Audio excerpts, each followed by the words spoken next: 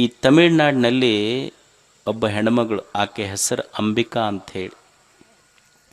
ಏನಾಯ್ತಂದ್ರೆ ಆ ಎಮ್ಮಗೆ 14ನೇ ವಯಸ್ಸಿಗೆ ಮದುವೆ ಆತು. 18ನೇ ವಯಸ್ಸಿಗೆ 2 ಮಕ್ಕಳಾದ. ಆ ತಾಯಿಯ ಯಜಮಾನ ಪೊಲೀಸ್ ಇದ್ದ. ಈಕೆಗೆ ಒಂದು ದಿವಸ 26 ಜನವರಿ ಇರ್ತೈತಲ್ಲ, ಪರೇಡ್ ನೋಡಕ್ಕೆ ಕರ್ಕೊಂಡು ಹೋದರು. ಯಾರಿಗೆ? ಅಂಬಿಕಾಗ. ಈಕೆ 5-6ನೇ ಕ್ಲಾಸ್ ಓದಿದ ಹೆಣ್ಮಗಳು. ಪ್ರಯತ್ನ ಹೆಂಗಿರ್ತದೆ ಜೀವನದಲ್ಲಿ. ಆಕೆಗೆ ಪೊಲೀಸ್ ಪರೇಡ್ ನೋಡಕ್ಕೆ ಕರ್ಕೊಂಡು ಹೋದ. ಯಜಮಾನ ಪೊಲೀಸ್ ಇದ್ನಲ್ಲ, ಪೊಲೀಸ್ ಪರೇಡ್ ನೋಡಕ್ಕೆ ಕರ್ಕೊಂಡು ಹೋದ ತಕ್ಷಣ ಪೊಲೀಸ್ ಪರೇಡ್ ನಡೆದಿತ್ತು. ಒಬ್ಬರು ಕಟ್ಟಿ ಮೇಲೆ ನಿಂತಿದ್ರು ಸಾಹೇಬರು. ಯಜಮಾನ್ ಹಿಂಗೆ ಸಲ್ಯೂಟ್ ಹೊಡ್ಕೊಂತ ಹೋದ. ಅವಾಗ ಈ ಅಂಬಿಕಾ ನೋಡಿದ್ಲು ಅದನ್ನು. ಮನೆಗೆ ಬಂದ ಮೇಲೆ ಗಂಡಕ್ಕೆ ಕೇಳಿದ್ಲು, ಅಲ್ಲ ಕಟ್ಟಿ ಮೇಲೆ ಯಾರೋ ನಿಂತಿದ್ರಲ್ಲ, ಅವರು ನಿನ್ನಂಗಡ್ ಅವರು ಕಾಕಿ ಡ್ರೆಸ್ ಹಾಕ್ಯಾರ, ನೀನು ಕಾಕಿ ಡ್ರೆಸ್ ಹಾಕಿ, ಅವ್ರಿಗೆ ಯಾಕೆ ಸಲ್ಯೂಟ್ ಹೊಡೆದು ನೀನು ಹಿಂಗೆ ನಮಸ್ಕಾರ ಮಾಡಿದೆ ಅಲ್ಲ? ಇಲ್ಲ, ಅವ್ರು ನಮ್ಮ ದೊಡ್ಡ ಸಾಹೇಬರು, SP ಅದಾರ. ಅವರು SP ಆಗ್ಬೇಕಂದ್ರೆ ಏನು ಮಾಡಬೇಕು? ಇಲ್ಲ, ಅದಕ್ಕೆ UPSC ಅಂತ ಪರೀಕ್ಷೆ ಇರ್ತೈತಿ, ಓದಬೇಕು. ಅಲ್ಲ, ನಾನು ಓದಿ ಪಾಸ್ ಆಗ್ಬೋದನಂತ ಕೇಳಿದ್ಲಕ್ಕೆ. ತನ್ನುವ 2 ಮಕ್ಕಳದಾವ, ನಾ ಓದಿ ಪಾಸ್ ಆಗ್ಬೋದನ್ನಂತ. ಇಲ್ಲ, ಆಗ್ಬೋದು, ಬಟ್ ನಿಂದು SSLCನೇ ಆಗಿಲ್ಲಲ್ಲ ಅಂದ ನಾವು ಗಂಡ. ಆಕಿದು SSLC ಸಹಿತ ಆಗಿದ್ದಿಲ್ಲ. ಅವಾಗ ಆಕೆ ಅಂದ್ಲು, ಇಲ್ಲ ನಾನು ಕಟ್ಟಿ ತಗೊಂಡು UPSC ಬರೀತೀನಿ ಅಂದ. ಅಲ್ಲ ನೋಡಿ, ಆಕೆ 10ನೇ ಕ್ಲಾಸ್ ಪಾಸ್ ಆಗಿಲ್ಲ, 5-6ನೇ ಕ್ಲಾಸ್ ಓದ್ಯಾಳ, 2 ಮಕ್ಕಳದಾವ, UPSC ಬರೀಬೇಕು, ಎಕ್ಸಾಮ್ ಬರೀಬೇಕು ಅಂತ ಸಂಕಲ್ಪ ಮಾಡಲು. ನಮ್ಮ ಮನ್ಯಾಗ ತಾಯಂದಿರಿಗೆ 2 ಮಕ್ಕಳಾದವು ಅಂದ್ರೆ ನೀವೊಂದು 2 ಕೊಡ ನೀರು ತೊಗೊಂಬ ಅನ್ರಿ. ಅವ್ರೇನಂತಾರೆ, 2 ಸೀಜರಿನಾಗಿ ಅವು ಗೊತ್ತಿಲ್ಲ, ನಮ್ಗೆ ಆಗೋದಿಲ್ಲ ಅದು ಕೆಲಸ ಅಂತಿರ್ತಾರೆ ಅವ್ರು. ಆಕಿ 2 ಮಕ್ಕಳ ತಾಯಿ UPSC ಬರೀಬೇಕು ಅಂತ ಮನ್ಯಾಗ ಕುಂತು SSLC ಬರೆದು ಪಾಸಾದ್ಲು, PUC ಬರೆದು ಪಾಸಾದ್ಲು, ಡಿಗ್ರಿ ಬರೆದು ಪಾಸಾದ್ಲು. ಆಮೇಲೆ ಡಿಗ್ರಿ ಆದಮೇಲೆ 2 ಮಕ್ಕಳನ್ನ ಮನ್ಯಾಗ ಬಿಟ್ಟು ಮಡ್ರಾಸಿಗೆ ಹೋಗಿ ಕೋಚಿಂಗ್ ತೊಗೊಂಡ್ಲು. 1ನೇ ಅಟೆಂಪ್ಟ್ ಫೇಲ್ ಆಯ್ತು, 2ನೇ ಅಟೆಂಪ್ಟ್ ಫೇಲ್ ಆಯ್ತು. ಫೇಲ್ ಆದ ತಕ್ಷಣ ಮನೆಯವ್ರು ಇಲ್ಲಿ ಮಕ್ಕಳು ನೋಡ್ಕೊಳ್ಳೋರು ಯಾರು ಇಲ್ಲ ಅಂತ ಕರೆಯಕ್ಕೆ ಹೋದರು. ಇನ್ನೊಂದು ಅವಕಾಶ ಕೊಡ್ರಿ ಅಂದ್ಲು. 3ನೇ ಅಟೆಂಪ್ಟ್ ಬರೆದ್ಲು, ಫೇಲ್ ಆದ್ಲು. ಮನೆಯವ್ರು ಒತ್ತಾಯ ಮಾಡಾಕತ್ರು, ಇನ್ನೊಂದು ಅಟೆಂಪ್ಟ್ ಕೊಡ್ರಿ ಅಂದ್ಲು. ಅವಾಗ 4ನೇ ಅಟೆಂಪ್ಟ್ ಬರೆದ್ರೆ UPSC ಪಾಸ್ ಆದ್ಲು. ಈಗ ಬಾಂಬೆದೊಳಗೆ ಪೊಲೀಸ್ ಕಮಿಷನರ್ ಅದಳ ಅಂಬಿಕಾ. ಅಂದ್ರೆ ಮನುಷ್ಯನ ಪ್ರಯತ್ನಕ್ಕೆಲ್ಲವೂ ಸಾಧ್ಯ ಇದೆ, ಪ್ರಯತ್ನ ಮಾಡಬೇಕಲ್ಲ ಜೀವನದೊಳಗೆ. ಅದಕ್ಕೆ ಮನುಷ್ಯ ಕಲಿಯುವುದೇನೆಂದ್ರೆ, ಏನು ಸಣ್ಣ ಪುಟ್ಟ ವ್ಯತ್ಯಾಸಗಳಿರ್ತಾವ, ಸೋಲಿಲ್ಲದ ಜೀವನವನ್ನು ಕಟ್ಟಬೇಕಾಗ್ತೈತೆ. ಮನುಷ್ಯ ಪ್ರಯತ್ನ ಮಾಡಬೇಕು. ಕುರುವನ್ನೇ ವೇಹ ಕರ್ಮಾಣಿ ಜಿಜೀವಿಷೇತ್ ಶತಂ ಸಮಾಹ. ಮನುಷ್ಯ ಜೀವನದಲ್ಲಿ ಪ್ರಯತ್ನಗಳನ್ನು ಮಾಡ್ಕೊತ ಹೋಗಬೇಕು, ಚಲೋ ಚಲೋ ಕೆಲಸ ಮಾಡ್ತಿರಬೇಕು. ಎಷ್ಟು ದೇವರೊಂದು 100 ವರ್ಷ ಆಯುಷ್ಯ ಕೊಟ್ಟಾನಲ್ಲ, 100 ವರ್ಷದ ಆಯುಷ್ಯದಲ್ಲಿ ಚಲೋ ಚಲೋ ಚಲೋ ಕೆಲಸ ಮಾಡ್ಕೊತ ಹೋಗ್ತಿರ್ಬೇಕು.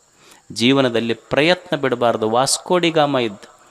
ವಾಸ್ಕೋಡಿಗಾಮ ಭಾರತಕ್ಕೆ ಬರಬೇಕಾದ್ರೆ ಏನು ಅವನಿಗೆ ಒಂದು ಮೊಬೈಲ್ ಇತ್ತ, ಈಗಿನ ಗತೆ ಗೂಗಲ್ ಇತ್ತ, ಏನೂ ಇರಲಿಲ್ಲ.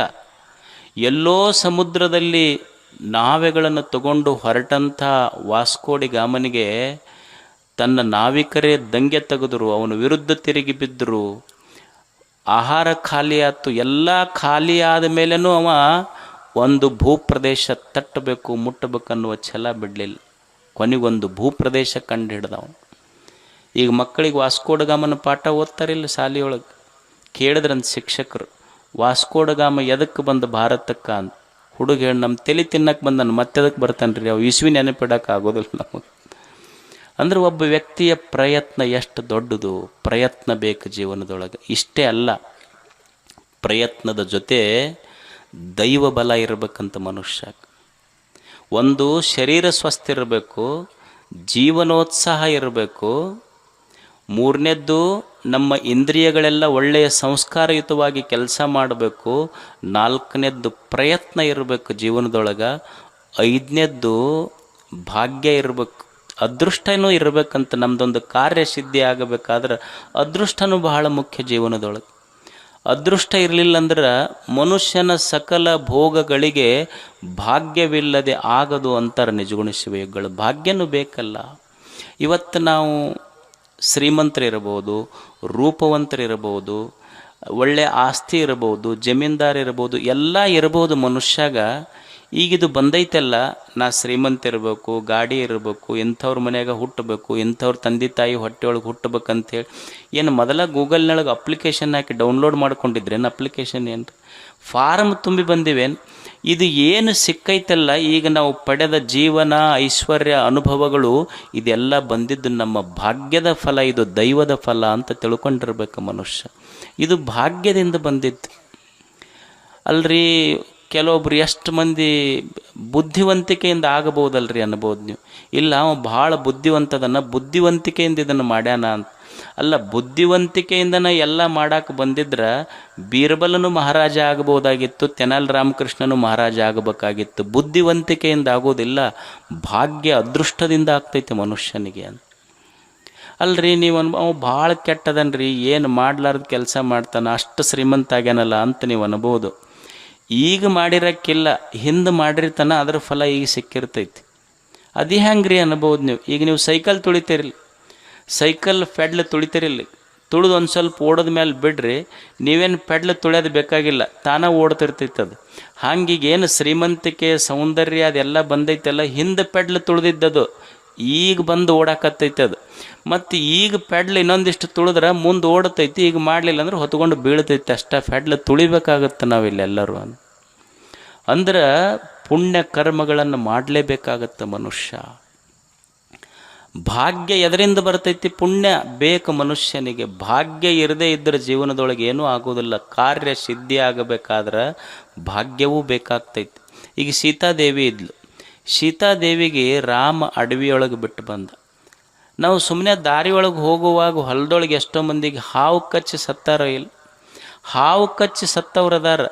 ಕಾಡಿನೊಳಗೆ ಸೀತಾದೇವಿಗೆ ಹೋಗಿ ಬಿಟ್ಟು ಬಂದರೂ ಸಹಿತ ಯಾವುದೋ ಒಬ್ಬ ಮಹಾನ್ ಋಷಿಯ ಗುರುಕುಲದಲ್ಲಿ ತಾನು ಬೆಳೆದ ಇಬ್ಬರು ಮಕ್ಕಳಿಗೆ ಬೆಳೆಸಿದ್ಲಲ್ಲ, ಮತ್ತು ಇದು ದೈವ ಬಲ ಇರಲಾರ್ದೆ ಸಾಧ್ಯ ಐತೇನು ಹೇಳಿ. ಮನ್ಯಾಗ ನಮಗೊಂದು ಗುಳಿಗಿ ರಿಯಾಕ್ಷನ್ ಆದ್ರೆ ಎಷ್ಟೋ ಮಂದಿ ಪ್ರಾಣ ಹೋಗ್ತಾವ. ಮೀರಾಬಾಯಿಗೆ ಅವ್ರ ಅಪ್ಪನೇ ವಿಷ ಕೊಟ್ಟ, ಏನೂ ಆಗಲಿಲ್ಲಲ್ಲ. ಅಕ್ಕಿ ಹರಿ ಗುಣ ಗಾನೇ ಲಗಿ ಶ್ರೀಕೃಷ್ಣ ಕೃಷ್ಣ ಅಂತ ಹಾಡ್ಕೊಂತ ಹೊಂಟ್ಲಲ್ಲ. ಎದರಿಂದಾತಿದು? ಎದರಿಂದಾತು ಅಂದ್ರೆ ದೈವ ಬಲದಿಂದಾತು. ನಿಮಗೊಂದು ಘಟನಾ ನೆನಪಿರಬಹುದು. ನಮ್ಮಲ್ಲಿ ಒಂದು ವಿಮಾನ ಯುದ್ಧ ಬೇರೆ ಶತ್ರು ದೇಶದ ಮೇಲೆ ಹೋತು. ಯುದ್ಧ ವಿಮಾನ ಕೆಳಗೆ ಬಿತ್ತು. ಕೆಳಗೆ ಬಿದ್ದ ಮೇಲೆ ಶತ್ರು ದೇಶದ ಸೈನಿಕರು ಅವನು ಸುತ್ತುವರೆದು ಬಂದೂಕ್ ಹಿಡಿದ್ರು. ಕೊನೆಗೆ ಆ ದೇಶದ ಬಾರ್ಡರ್ ಬಿಟ್ಟು ಹೊರಗೆ ಬರುವಾಗ ಯುದ್ಧದ ವಿಮಾನದಿಂದ ಮ್ಯಾಲಿಂದ ಕೆಳಗೆ ಬಿದ್ದರೂ ಸಹಿತ ಏನೂ ಆಗಲಾರ್ದಂಗೆ ಹೊರಗೆ ಬಂದನಲ್ಲ, ಅಭಿನಂದನ್ ಕಮಾಂಡರ್. ಎದರಿಂದ ಬಂದ ಅಂದ್ರೆ ದೈವ ಬಲದಿಂದ ಬಂದ ಮನುಷ್ಯ. ದೈವದ ಬಲನೂ ಬೇಕಾಗ್ತೈತಲ್ಲ. ನಾವು ಸುಮ್ಮನೆ ಗಾಡಿ ಬಚ್ಚಲ್ದಾಗ ಬಿದ್ದು ಎಷ್ಟೋ ಪ್ರಾಣ ಕಳ್ಕೊಂಡವ. ಯುದ್ಧ ವಿಮಾನದಾಗಿಂದ ಬಿದ್ದನು ದೈವ ಹೋಗಲಿಲ್ಲ ಅಂದ್ರೆ ಮತ್ತೆ ದೈವ ಬೇಕಲ್ಲ ಮನುಷ್ಯಾಗ. ಅದಕ್ಕೆ ಮನುಷ್ಯನಿಗೆ ದೈವ ಬಲ ಬೇಕು. ಮತ್ತು ನಾ ಏನು ಪುಣ್ಯ ಮಾಡಿರ್ತೀನಿ ಇಟ್ ರಿಟರ್ನ್ಸ್. ನಾವೇನು ಪುಣ್ಯ ಮಾಡಿರ್ತೀವಲ್ಲ ಅದು ನಮಗೆ ಹೊಳ್ಳಿ ಬರ್ತೈತದು. ಒಬ್ರು ಯಾರೋ ಆಫೀಸರ್ ಇದ್ರಂತ. ಅವ ಆಫೀಸರ್ ನಾ ಏನು ಕರ್ಮ ಮಾಡ್ತೀನಿ ನನಗೆ ಹೊಳ್ಳದು ಹೆಂಗೆ ಬರ್ತೈತಿ? ಸುಮ್ಮನೆ ಒಂದು ಸಣ್ಣ ಉದಾಹರಣೆ ನೋಡಿ. ಒಬ್ಬರು ಆಫೀಸರ್ ಇದ್ದರು. ಆ ಆಫೀಸರ್ ಏನು ಮಾಡ್ದೆ ಅಂದ್ರೆ, ಜವಾನ್ರು ಇರ್ತಾರಲ್ಲ ಪ್ಯೂನ್ರು, ಏನೋ ಕೆಲಸಕ್ಕೆ ಕೆತ್ತ ಬೈದ್ನಂತ. ಮತ್ತು ಅವು ಪ್ಯೂನಿಗೆ ಪಾಪ ಆಫೀಸರಿಗೆ ಹೆಂಗೆ ಬೈಯಕ್ಕೆ ಬರ್ತೈತಿ? ಮನೆಗೆ ಬಂದು ಹೆಣ್ಮಕ್ಳಿಗೆ ಜಗ್ಗಿ ಬೈದವ. ಅಂದ್ರೆ ತನ್ನ ಸಿಟ್ಟು ಹೆಣ್ಮಕ್ಳ ಮೇಲೆ. ಅವು ಹೆಣ್ಮಕ್ಳು ಯಜಮಾನಿಗೆ ಹೆಂಗೆ ಹೊಳ್ಳಿ ಅನ್ನಕ್ಕೆ ಬರ್ತೈತಿ? ಆಕೆ ಮಗನಿಗೆ ಬೈದ್ಲು ಜಗ್ಗಿ. ಮಗ ಅವಾಗ ಹೆಂಗೆ ಬೈಯಕ್ಕೆ ಬರ್ತೈತಿ? ಮನೆ ಮುಂದೆ ನಾಯಿ ಇತ್ತು ಅವ್ರದ್ದು, ಆ ನಾಯಿಗೆ ಬಡ್ದವ. ಆ ನಾಯಿಗೆ ಪಾಪ ಇವ ದಿವಸ ಊಟ ಹಾಕ್ತಿದ್ನಲ್ಲ, ಅದು ನಾಯಿ ಅವನಿಗೇನಂತ ಸುಮ್ಮನೆ ಇತ್ತು. ಯಾರೋ ಒಬ್ಬರು ಮನೆ ಮುಂದೆ ಹಾದು ಹೊಂಟಿದ್ರು, ಅವ್ರು ಹೋಗಿ ಆರ್ಡರ್ ಅಂತ ಹಿಡ್ದ ಬಿಡ್ತು. ಯಾರಿಗೆ ಹಿಡಿತಂದ್ರೆ ಆಫೀಸರ್ ಬೈದಿದ್ನಲ್ಲ ಅವನಿಗೆ ಹಿಡ್ದಿತ್ತಂತಿದ್ದು. ಅಂದ್ರೆ ನಮ್ಮ ಕರ್ಮ ಮಾಡಿದ ಪುಣ್ಯ ಫಲಗಳು ಹೊಳ್ಳಿ ನಮಗೆ ಬರ್ತಾವಂತಿಲ್ಲ. ಅದಕ್ಕೆ ಮನುಷ್ಯ ಪುಣ್ಯದ ಕೆಲಸ ಮಾಡಿದ್ರೆ ಭಾಗ್ಯ ಬರ್ತೈತಿ. ಭಾಗ್ಯದ ಸಂಗ್ರಹ ಯಾವುದು ಅಂದ್ರೆ ಪುಣ್ಯ ಅಷ್ಟೆ. ಪುಣ್ಯದ ಕೆಲಸ ಮಾಡ್ತಿರ್ಬೇಕು ಮನುಷ್ಯ. ಈಗ ನೀವು ನೋಡ್ರಿ, ಕುರಿ ದೊಡ್ಡಿ ಇರ್ತಾವೆ ನೋಡಿರಿ, ಇಲ್ಲಿ ಕುರಿ ದೊಡ್ಡಿ ಪುಣ್ಯದ ಕೆಲಸ ಹೆಂಗೆ ಫಲ ಕೊಡ್ತೈತಿ ಅಂದ್ರೆ, ಕುರಿ ದೊಡ್ಡಿ ಇರ್ತಾವೆ. ಅಮಾವಾಸ್ಯೆ ದಿವಸ ಕತ್ತಲಿರ್ತೈತಿ. ಕತ್ಲಿಯೊಳಗೆ ಕುರಿ ದೊಡ್ಡಾಗ ಒಂದು 100 ಕುರಿ ಇರ್ತಾವೆ. 100 ಕುರಿ ಅದಾವ. ಏನವೇನು ಕೆಂಪಗ ಬೆಳ್ಳಗ ಕರ್ರಗ ಅರಿಶಿಣ ಅದಾವನು ಒಸು ಕರ್ರಗದಾವ. 100 ಕುರಿ ಅದಾವ ದೊಡ್ಡಾಗ, ಒಸು ಕರ್ರಗದಾವ. ಅದು ಅಮಾವಾಸ್ಯೆ ಐತಿ. 100 ಕುರಿಯೊಳಗೆ ತಾಯಿ ಕುರಿ ಕತ್ತಲದೊಳಗೆ ಹೆಂಗೆ ತನ್ನ ಮರಿಗೆ ಹೋಗಿ ಹಾಲು ಉಣಿಸ್ತೈತಲ್ಲ, ಹಂಗೆ ನಾವು ಮಾಡಿದ ಪುಣ್ಯವೆಂಬ ತಾಯಿ ಅದರ ಫಲ ತಾನೇ ಬಂದು ನಮಗೆ ಉಣಿಸಿ ಹೋಗ್ತೈತಿ. ಅದಕ್ಕೆ ಪುಣ್ಯ ಮಾಡಬೇಕಾಗ್ತೈತೆ ಮನುಷ್ಯ, ಪುಣ್ಯ ಮಾಡಬೇಕು ಮನುಷ್ಯ. ಅದಕ್ಕೆ ಇವತ್ತು ನೋಡ್ರಿ, ಬಾಳಿ ಗ್ರಾಮದಲ್ಲಿ ಇಷ್ಟೆಲ್ಲ ಪಾಪ ಸಣ್ಣ ಹಳ್ಳಿ ಆದರೂ ಭಾಳ ಒಳ್ಳೆ ಕೆಲಸ ಮಾಡಿದ್ದಾರೆ. ಇಷ್ಟೆಲ್ಲ ಜನರನ್ನು ಕೂಡಿಸಿ ಪುಣ್ಯದ ಕೆಲಸ ಮಾಡಿದ್ದಾರೆ. ಮನುಷ್ಯ ಪುಣ್ಯ ಮಾಡಬೇಕು. ಈಗ ನೋಡಿ, ನಾವು ದೇವರಿಗೆ ಅಭಿಷೇಕ ಮಾಡ್ತೀವಿ, ನೀರಿನ ಅಭಿಷೇಕ ಮಾಡ್ತೀವಿ. ಹೊಳೆ ನೀರು ತಂದು ದೇವ್ರ ತಲೆ ಮೇಲೆ ಹಾಕಿ ಫಲ ಬೇಡ್ತೀವಿ ನಾವು. ಅಲ್ಲ, ಫಲ ಬರಬೇಕಾಗಿದ್ದರೆ ಹೊಳೆ ಕೊಟ್ಟು ನೀರಿಗೆ ಬರ್ಬೇಕು, ನಮಗೆ ಯಾಕೆ ಬರ್ಬೇಕು ಹೇಳಿ? ಹೂವು ಏರಿಸಿ ದೇವರಿಗೆ ನಾವೇನಂತೀವಿ? ಪುಣ್ಯದ ಫಲ ನಮಗೆ ಬರ್ಬೇಕಂತೀವಿ. ಅಲ್ಲ, ಫಲನ ಬರ್ಬೇಕಾಗಿತ್ತಂದ್ರೆ ಹೂವು ಹಣ್ಣು ಕೊಟ್ಟು ಗಿಡಕ್ಕೆ ಬರ್ಬೇಕು, ನಮಗೆ ಯಾಕೆ ಬರ್ಬೇಕು ಹೇಳ್ರಿ? ನೈವೇದ್ಯ ಹಿಡಿದು ನಮಗೆ ಫಲ ಬರ್ಬೇಕಂತೀವಿ ನಾವು. ನೈವೇದ್ಯ ಹಿಡಿದು ಫಲ ಬರಬೇಕಾಗಿತ್ತು ಅಂದ್ರೆ ಮತ್ತು ಬೆಳೆದ ಭೂಮಿ ತಾಯಿಗೆ ಬರಬೇಕಾಗಿತ್ತು ಪುಣ್ಯ, ನಮಗೆ ಯಾಕೆ ಬರ್ಬೇಕು? ನಾವು ಯಾರ್ದೋ ಕೊಟ್ಟು ನಮಗೆ ಪುಣ್ಯ ಬೇಡವ್ರು ನಾವು ಅಷ್ಟೆ. ಪುಣ್ಯ ಬರಬೇಕಾದ್ರೆ ನಾನು ದುಡಿಬೇಕಲ್ಲ, ದುಡಿದು ಪುಣ್ಯವನ್ನು ಸಂಪಾದಿಸಬೇಕಾಗ್ತೈತಿ. ಒಬ್ಬ ಊರಿಗೆ ಬೇಸರ ನಾವಿದ್ನಂತ, ಅವ ಹೋಗಿ ಬಸ್ ಸ್ಟ್ಯಾಂಡಿಗೆ ಕುಂತು. ಅವ ಏನು ಮಾಡ್ತಿದ್ನಂದ್ರೆ ಮಂದಿ ಸೇದಿ ಚುಟ್ಟ ಸೇದೋದು, ಅವ್ರ ಕಡೆ ಚುಟ್ಟ ಕೇಳೋದು, ಹಿಂಗೆ ಒಟ್ಟು ಖಾಲಿ ಮನುಷ್ಯ ಹೋಗಿ ಬಸ್ ಸ್ಟ್ಯಾಂಡಿಗೆ ಕುಂತು. ಬರೀ ದುಡಿತಿದ್ದಿಲ್ಲ, ಮನ್ಯಾಗ ಮಾತ್ರ ರೊಕ್ಕ ಕೇಳೋದು ಬಿಡ್ತಿದ್ದಿಲ್ಲ. ಅವರಿಗೆ ಸಾಕಾಗಿ ಹೋಗ್ತು, ಎಲ್ಲರೂ ಹೋಗಿ ಹಂಪ್ ಹರ್ಕೊಂಡು ಹೋಗಂದ್ರೆ ಅವ್ರು ಅನ್ನೋದಿಲ್ಲ. ನೀವು ಸಾಕಾದಾಗ ಏನು ಮಾಡ್ತಾರೆ? ಹಂಪ್ ಹರ್ಕೊಂಡು ಹೋಗೋ ಕಡೆ ಅಂದ್ರೆ. ಇದು ಹೋತು, ರೊಕ್ಕ ಮನ್ಯಾಗ ಕೊಡಲಿಲ್ಲ, ಬಂದು ಬಸ್ ಸ್ಟ್ಯಾಂಡಿಗೆ ಕಟ್ಟಿ ಕುಂತು. ಅಲ್ಲಿ ಹನುಮಂದೇವ್ರ ಗುಡಿ ಇತ್ತು, ಅಲ್ಲೆಲ್ಲ ಮಂದಿ ಹೋಗ್ತಿದ್ರು ಶನಿವಾರ. ಅವ್ನು ಅನ್ನಿಸ್ತು, ಇಷ್ಟು ಮಂದಿ ನಡ್ಕೊತಾರಲ್ಲ, ನಾವು ಒಂದು ನೋಡೋಣಲ್ಲ, ಒಂದು ಚಾನ್ಸ್ ತೊಗೊಂಡು ಏನಿರ್ಬೋದು ದೇವ್ರದ್ದು. ಇವ ಹೋದ, ನೋಡಪ್ಪ ಇಷ್ಟು ಮಂದಿ ನಡ್ಕೊತಾರೆ, ನಾವಂತೂ ಬಂದಿಲ್ಲ ನಿಮ್ಮ ಗುಡಿಗೆ, ಇಲ್ಲೇ ಇದ್ದರು ಬಸ್ ಸ್ಟ್ಯಾಂಡ್ನಾಗ ಕೂಡ್ತಿದ್ರು, ಗುಡಿಗೆ ಬಂದಿಲ್ಲ ನಾವು. ಮತ್ತು ನಮಗೆ ಇವತ್ತಂತೂ ರೊಕ್ಕ ಸಿಕ್ಕಿಲ್ಲ ನಮ್ಮ ಮನ್ಯಾಗ. ನೀ ಅಕಸ್ಮಾತ್ ಅಷ್ಟು ಸತ್ತುಳ್ಳವಾಗಿದ್ರೆ ನಮಗೊಂದು 100 ರೂಪಾಯಿ ಸಿಗಬೇಕು ಇವತ್ತಂತ.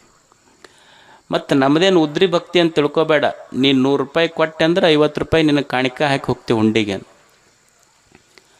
ಅವ ಇಷ್ಟು ಬೇಡ್ಕೊಂಡು ಹಿಂಗೆ ಬರೋದ್ರಾಗ ನನ್ನ ನೋಟ್ ಬಿದ್ದಿತ್ತಲ್ಲಿ ಮುಂದೆ.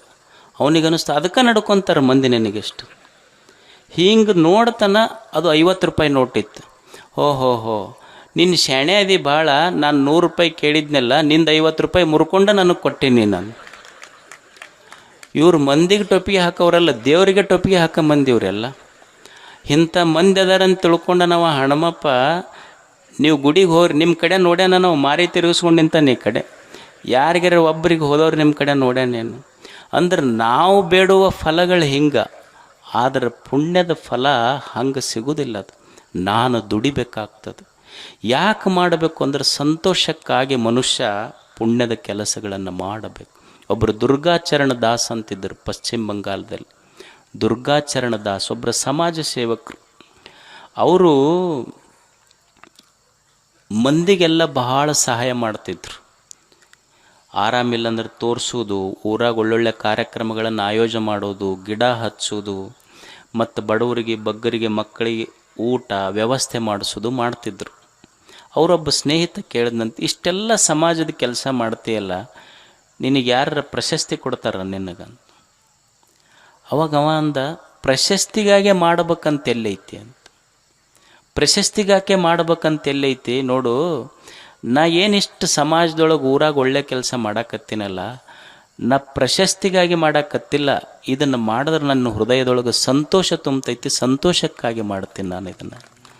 ಮತ್ತು ಯಾರೋ ಕೊಡುವ ಪ್ರಶಸ್ತಿ ಐತಲ್ಲ, ಅದು ಹರಿದು ಹೋಗ್ತೈತದು. ಹರಿದು ಹೋಗುವ ಪ್ರಶಸ್ತಿಗಳು ನನಗೆ ಬೇಕಾಗಿಲ್ಲ. ಏನೋ ಒಳ್ಳೆಯ ಕೆಲಸ ಮಾಡಿದಾಗ ನನ್ನ ಎದೆಯಾಗ ಸಂತೋಷ ಆಗುತ್ತಲ್ಲ, ಇದು ದೇವರೇ ನನ್ನ ಹೃದಯದೊಳಗೆ ಬರೆದ ಪ್ರಶಸ್ತಿ ಪತ್ರ, ಸಂತೋಷ ನನ್ನ ಪ್ರಶಸ್ತಿ ಪತ್ರ. ಅದಕ್ಕೆ ಮನುಷ್ಯ ಸಂತೋಷಕ್ಕಾಗಿ ಒಳ್ಳೆಯ ಕೆಲಸಗಳನ್ನು ಮಾಡ್ತಿರಬೇಕು. ಇಲ್ಲೆಲ್ಲ ಬಾಳೆಯ ಹಿರಿಯರು, ಯುವಕರು, ತಾಯಂದಿರು ಮತ್ತು ಸುತ್ತಮುತ್ತ ಹಳ್ಳಿಗಳ ಜನ ಇಲ್ಲೊಂದು ಭಾಳ ದೊಡ್ಡ ಕಾರ್ಯಕ್ರಮವನ್ನು ಪುಟ್ಟಹಳ್ಳಿಯಲ್ಲಿ ಬಹಳ ಅಚ್ಚುಕಟ್ಟಾಗಿ ಆಯೋಜನೆ ಮಾಡಿದ್ರೆ 5 ದಿನಗಳವರೆಗೆ.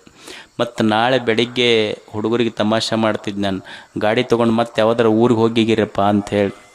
ಮತ್ತು ಎಲ್ಲ ಹಿರಿಯರು, ಯುವಕರು, ತಾಯಂದಿರು ಎಷ್ಟು ಚಲೋ ಕೆಲಸ ಮಾಡ್ಯಾರ ನೋಡ್ರಿ. ಎಷ್ಟು ಹಳ್ಳಿಗಳಲ್ಲಿ ಭಕ್ತಿ ಶ್ರದ್ಧೆ, ಎಲ್ಲರೂ ಬರ್ತಾರಂತ ರಂಗೋಲಿ ಹಾಕಿ ಬಿಡಿಸಿ ಎಷ್ಟು ಸುಂದರವಾಗಿ ಸ್ವಾಗತ. ರಾಮಾಯಣ ಮಹಾಭಾರತ ಬರೆದ ಕೈಗಳು ಎಷ್ಟು ಶ್ರೇಷ್ಠವೋ, ನಮ್ಮೂರಿಗೆ ಸನ್ಯಾಸಿಗಳು, ಸಂತರು, ಅತಿಥಿಗಳು ಬರಬೇಕಂತ ಭಕ್ತಿಯಿಂದ ರಂಗೋಲಿ ಬಿಡಿಸಿದ ಕೈಗಳು ಸಹಿತ ಅಷ್ಟೇ ಪವಿತ್ರವಾದ ಕೈಗಳವೆಲ್ಲ. ತೆರೆದ ಹೃದಯದಿಂದ ಮನಸ್ಸಿನಿಂದ ಎಲ್ಲರನ್ನ ಸ್ವಾಗತ ಕೋರಿ ಇದೊಂದು ಕಾರ್ಯಕ್ರಮ ಮಾಡಿದ್ರೆಲ್ಲ. ಇದನ್ನು ಈ ಕಾಣುವ ಸಂಭ್ರಮದ ಹಿಂದೆ ಕಾಣದ ಸಾವಿರಾರು ಕೈಗಳು ಕೆಲಸ ಮಾಡ್ಯಾವ. ಆ ಕೈಗಳಿಗೆ, ಹಿರಿಯರಿಗೆ, ಯುವಕರಿಗೆ, ತಾಯಂದಿರಿಗೆ ತಮಗೆಲ್ಲರಿಗೂ ಧನ್ಯವಾದಗಳು. ಶರಣು ಶರಣಾರ್ಥಿ.